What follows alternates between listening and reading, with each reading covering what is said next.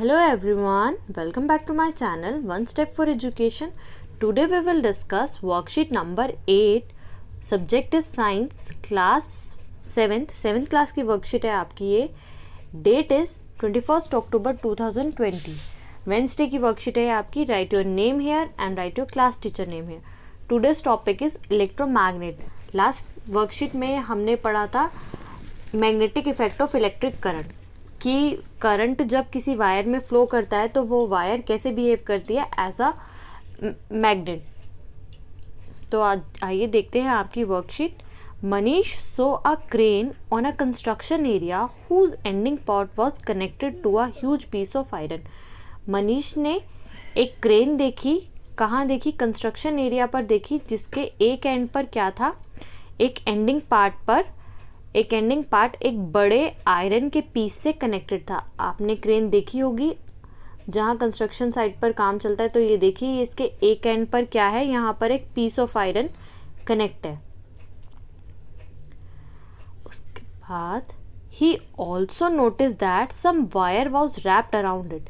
आप यहाँ देखिए, कुछ वायर्स दिख रही है, ये इस पर रैप की हुई है. He surprise that how a worker use this crane. वो थोड़ा आश्चर्यचकित हुआ और वो सोचने लगा कि जो वर्कर है वो इस क्रेन को कैसे यूज करते होंगे to lift very heavy iron loads. इतने भारी आयरन के सामान उठाने के लिए विदाउट मैग्नेट के बिना. He went to his teacher. वो अपनी टीचर के पास गया and his teacher told him that. उसकी टीचर ने उसे बताया when an electric current flows through a wire. जब इलेक्ट्रिक करंट किसी वायर से पास होता है, उस वायर के से पास ऑन होता है, it behaves like a magnet. तो वो वायर किसके तरह काम करती है? मैग्नेट की तरह. यही हमने लास्ट वर्कशीट में भी पढ़ा था कि जब किसी वायर से करंट पास ऑन होता है, करंट थ्रू होता है किसी वायर के थ्रू, फ्लो होता है किसी वायर के थ्रू, तो वो वायर कैसे वर्क करती है? As a electromagnet. तो यही इसमें क्रेन में जो क्रेन जिस प्रिंसिपल पर वर्क करती है वो यही है आपका इलेक्ट्रोमैग्नेट प्रिंसिपल पर. इस वायर में करंट होगा तो ये वायर कैसे वर्क करेगी? As an electromagnet. नेक्स्ट देखते हैं. A current carrying coil of an insulated wire wrapped around a piece of iron is called electromagnet. एक करंट कैरिंग कॉइल है, एक कॉइल है जिसमें करंट है. कॉइल मीन्स आपने वो लोहे की वायर्स देखी होंगी, उन्हें कॉइल कहते हैं. जब उसे किसी ऐसे रैप करते हैं तो उसे कॉइल कहते हैं. अ करंट कैरिंग कॉइल, एक कॉइल जिसमें करंट हो, आप यहाँ देख सकते हैं. Of an insulated wire. Insulated means जिसमें करंट पास ऑन ना हो. Bad conductor of heat and electricity को क्या कहते हैं? इंसुलेटेड. Insulated wire wrapped. ऐसी वायर जिसमें करंट ना हो उसे रैप करते हैं around a piece of iron. उसे आयरन के पीस पर कनेक्ट करेंगे तो उसे क्या कहते हैं? Electromagnet. The strength of an electromagnet decrease और इंक्रीज बाय डिक्रीजिंग और इंक्रीजिंग इलेक्ट्रिक करंट. अगर हम इलेक्ट्रिक करंट को इंक्रीज करेंगे तो ऑटोमेटिकली जो हमारा इलेक्ट्रोमैग्नेट की स्ट्रेंथ है वो भी क्या होगी? इंक्रीज होगी. जितना ज़्यादा करंट फ्लो करेगा उतना ही ज़्यादा हमारा मैग्नेट वो स्ट्रॉन्ग बनेगा, और जितना करंट कम होगा उतनी ही इलेक्ट्रोमैग्नेट की स्ट्रेंथ कम होगी.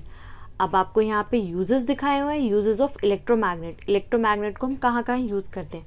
Use to separate magnetic material from junk.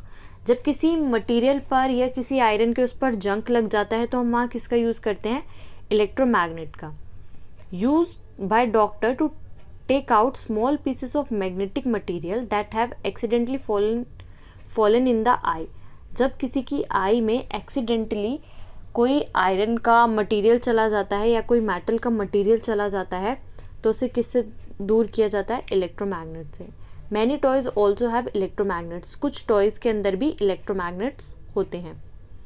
Next आपको इलेक्ट्रिक बल्ब के बारे में बताया हुआ है. यहाँ आप देख सकते हो, आपको सर्किट दिखाया हुआ है इलेक्ट्रिक बल्ब का. आइए रीड करते हैं ये इलेक्ट्रिक बल्ब.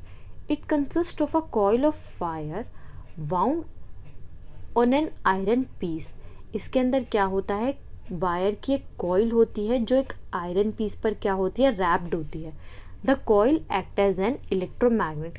तो वो जो कॉइल है वो कैसे एक्ट करती है? एज एन इलेक्ट्रोमैग्नेट, वो इलेक्ट्रोमैग्नेट की तरह बिहेव करती है, क्योंकि जैसे ही आपने देखा होगा बेल में तो करंट होता ही है, तो जैसे ही उसमें करंट आएगा तो वो किसकी तरह बिहेव करेगी, इलेक्ट्रोमैग्नेट की तरह। An iron strip with a hammer at one end, उसके एक एंड पर क्या होती है, एक आयरन की स्ट्रिप होती है, पट्टी होती है एक हैमर के साथ, ये आप यहाँ देख सकते हैं इस तरीके की। Is kept close to the electromagnet, वो किसके पास होती है, इलेक्ट्रोमैग्नेट के नज़दीक होती है। There is a contact screw, उनके बीच में कॉन्टैक्ट स्क्रू होता है जो उनसे मिला हुआ होता है। नियर द आयरन स्ट्रिप, उस आयरन स्ट्रिप के एक पास में कॉन्टैक्ट स्क्रू होता है।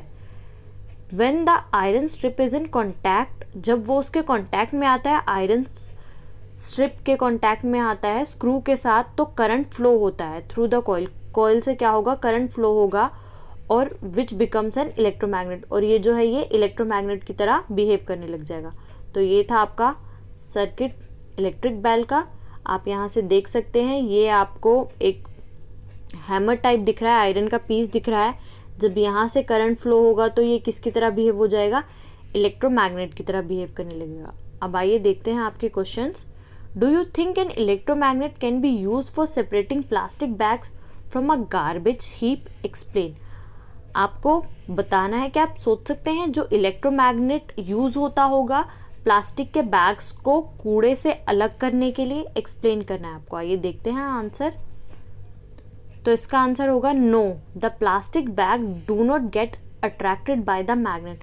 प्लास्टिक तो मैग्नेट से अट्रैक्ट हो ही नहीं सकती, क्योंकि मैग्नेट से तो सिर्फ वो अट्रैक्ट होते हैं, लाइक जैसे आयरन जो good conductor of heat and electricity होते हैं।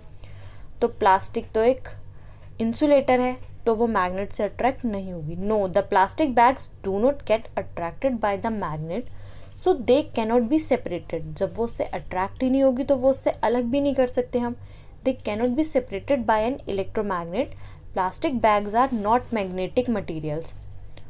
Only magnetic materials like iron can be attracted by the magnet. अगर किसी गार्बेज हीप में कोई आयरन का पीस होगा, हम उसे इलेक्ट्रोमैग्नेट की हेल्प से फाउंड कर सकते हैं, बट हम प्लास्टिक बैग्स को उससे सेपरेट नहीं कर सकते। तो आप इस तरीके से स्टूडेंट आंसर लिखेंगे। नेक्स्ट क्वेश्चन है आपका, what happen to an electromagnet when the electric current is switched off. क्या होगा इलेक्ट्रोमैग्नेट के साथ अगर हम इलेक्ट्रिक करंट को ऑफ कर देंगे। तो आप आइए देखते हैं इसका आंसर।